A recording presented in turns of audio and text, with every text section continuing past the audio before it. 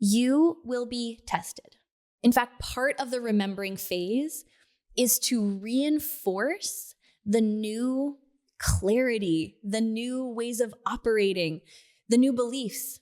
That's the whole purpose of tests. The whole purpose of a test is not to make you feel like you did something wrong and try to catch you in old patterns. It's actually the opportunity to build the muscle, to practice being who you say you are.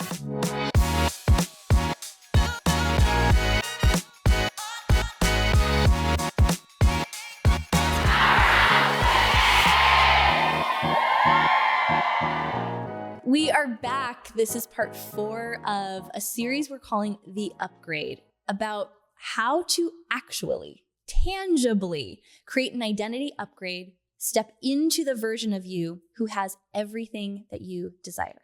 And this isn't a once in a lifetime process. This is a process you will go on every single time you're ready for more. It's a process that if you're someone who is drawn to the message of Powerhouse Women, if you love the Powerhouse Women community and event, you are someone who has signed up for a lifetime of this.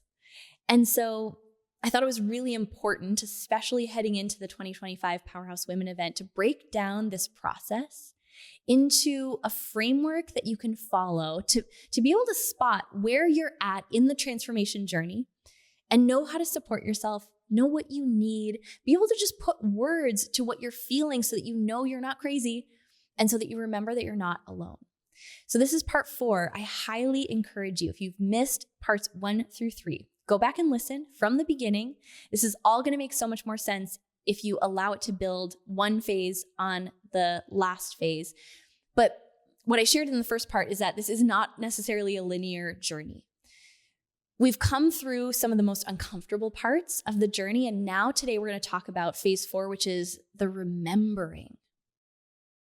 And I think remembering is such a powerful word because this transformation journey is not you becoming something that you're not already. It's quite literally about shedding the external programs, the masks that we've adopted, all the things that we've layered on to who we really are. And as we start to shed and de-layer, we remember, oh wait, this is who I really am at my core. It's not a journey that's leading you to become something that you're not. It's a journey back home to yourself. So the remembering is quite literally where you start to recognize and remember who you are again. It's this slow but steady return of your voice, of your clarity, of your energy.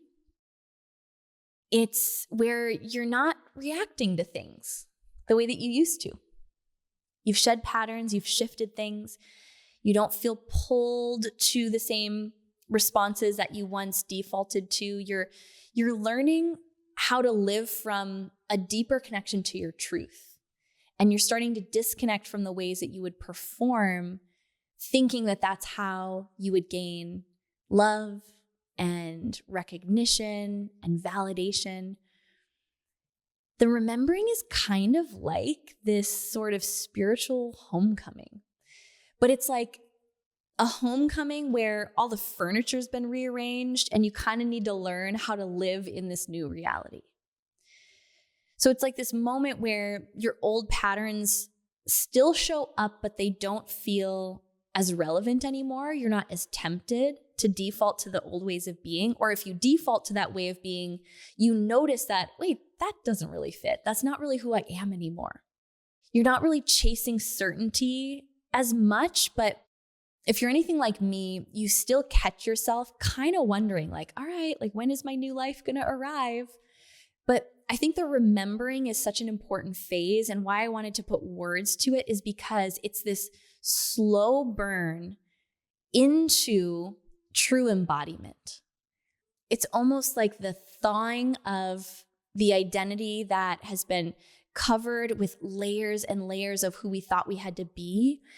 And as we uncover her and remember, it's like a return, not to who we were previously, but it's to who we've always been underneath those layers that we really had to shed. And the remembering phase is not loud. It's not celebrated because it kind of comes quietly. It comes in little ways when we reinforce a boundary, when we react in a new way instead of defaulting to that old pattern.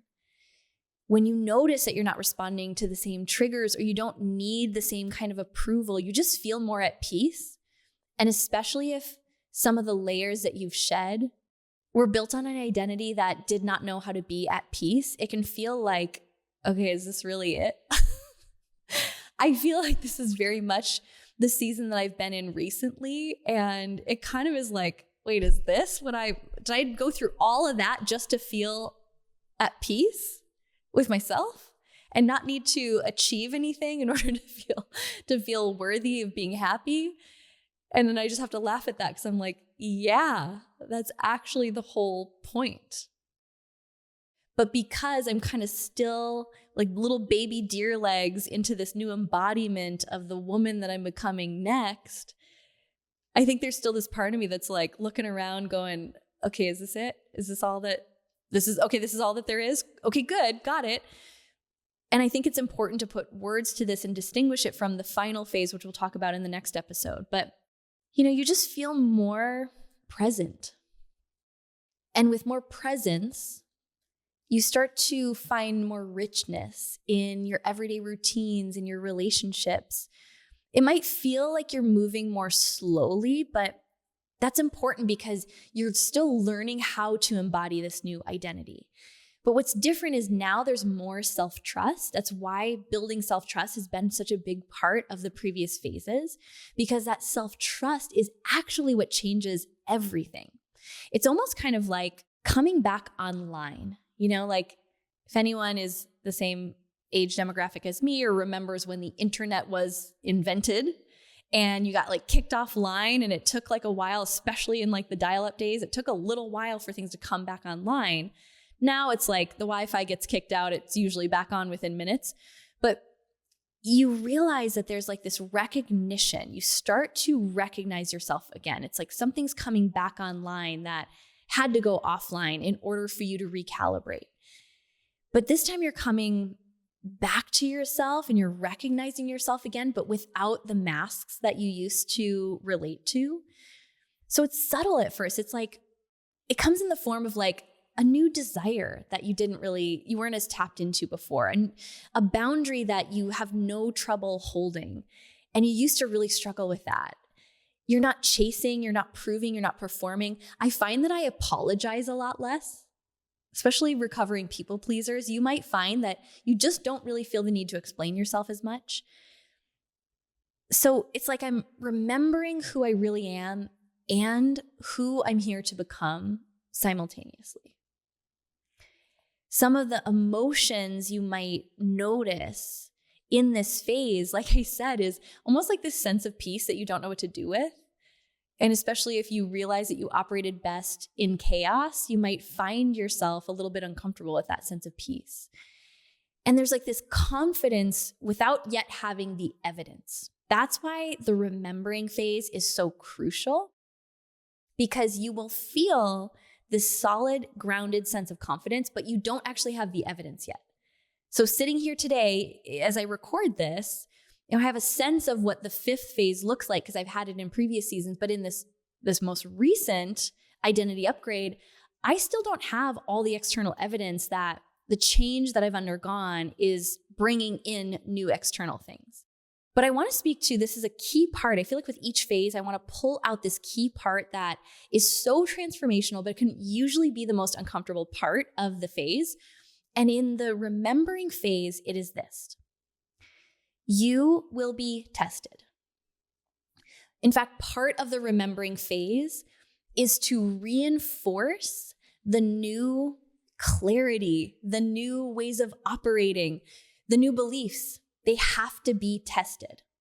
And there's this quote that we've posted it on the Powerhouse Women Instagram page before, and I love it. And you guys clearly love it too. It's always one that like gets shared a bunch of times. And it's this: it's that the idea that maybe you're not being tested, like maybe in the thing that right now feels like a gigantic test, it is pushing your limits. It's making you question everything. Maybe it's not actually a test. Maybe it's giving you the opportunity to practice being who you say you are. That's the whole purpose of tests. The whole purpose of a test is not to make you feel like you did something wrong and try to catch you in old patterns. It's actually the opportunity to build the muscle. It's the same thing as when we go to the gym and we break down a muscle. We put it under tension in order to build it so it can be stronger. That's exactly what tests are. And so the testing of our new boundaries, of our identity, is such a crucial part of this phase.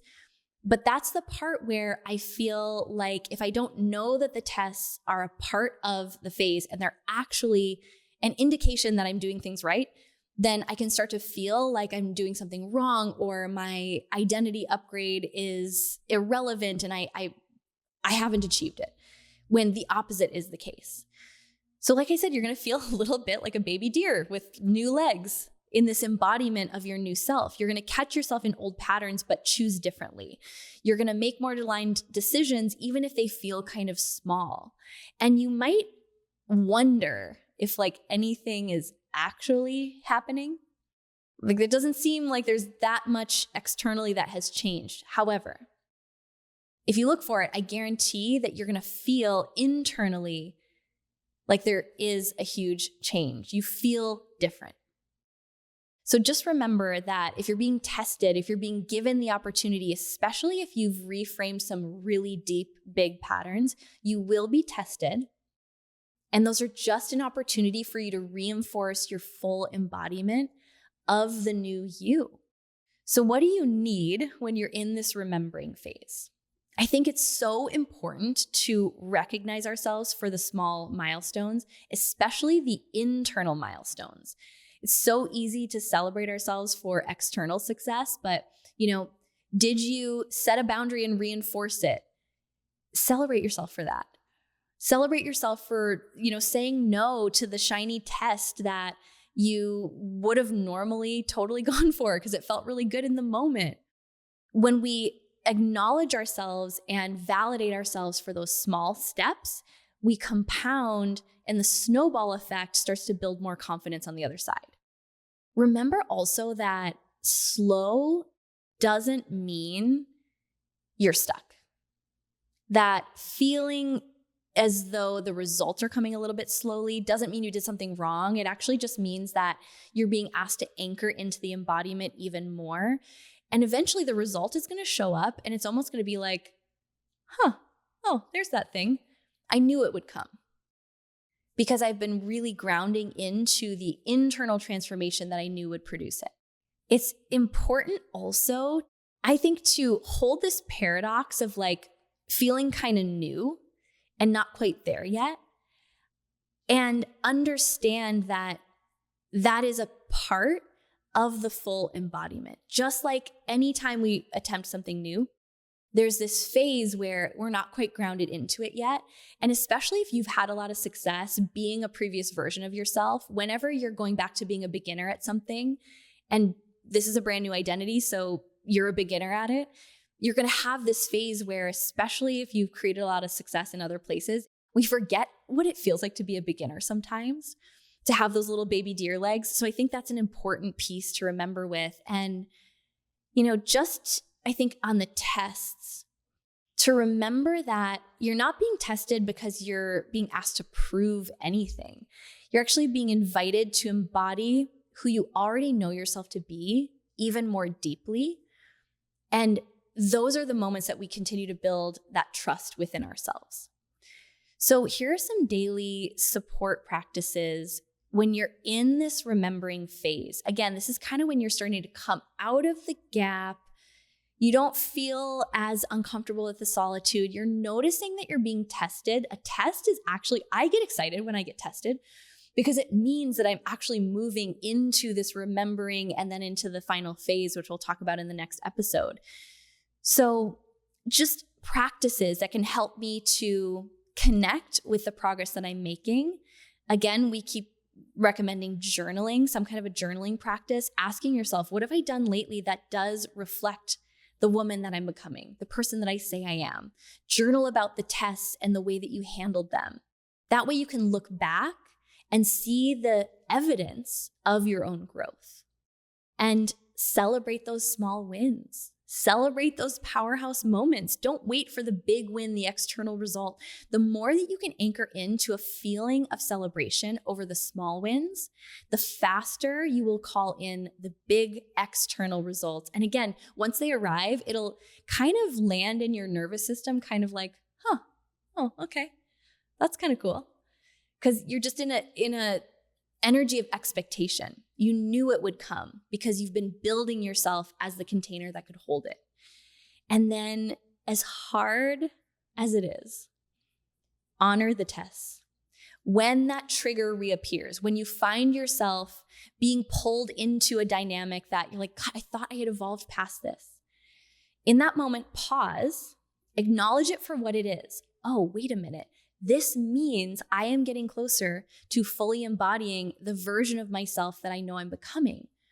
Let me get excited about the opportunity to show myself, show the universe who I say I am, and reframe what the test means. The test does not mean you're doing something wrong. In fact, it means you're getting dangerously close to your next breakthrough. And just remember that in the remembering process, this is not about becoming someone that you've never been. This is a coming home to the version of you that has always been within. And that is actually what an identity upgrade is. We're not trying to become someone else. We're not trying to become a version of us that's unattainable. That feeling inside that's asking you to lean in and surrender to this process is coming from a version of you who is already that person. We're just coming back home to her. So in the final part of this series, we're going to talk about the phase that, it's easy to think, gosh, I just want to live in this phase all the time when I get to embody this new version of myself. But what you'll probably find, and what I bet you found in the past, is, the goal isn't to get to some arbitrary destination and just get to this embodiment of a new self and then never grow again.